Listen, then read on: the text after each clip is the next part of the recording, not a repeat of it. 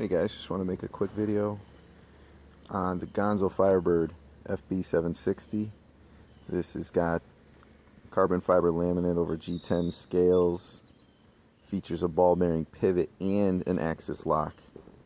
So deployment right out of the box, very easy.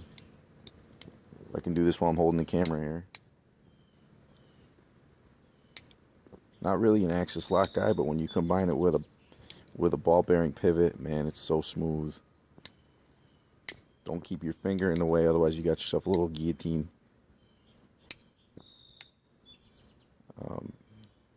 Really good quality. It's got the blue anodized screws. It's got 440C stainless blade.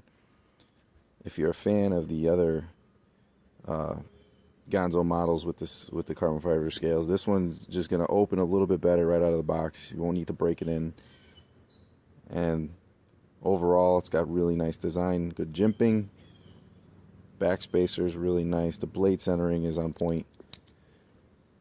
You can see. If I get this thing to focus here,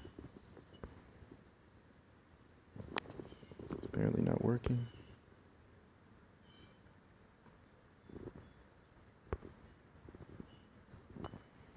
Let's see. Better background here.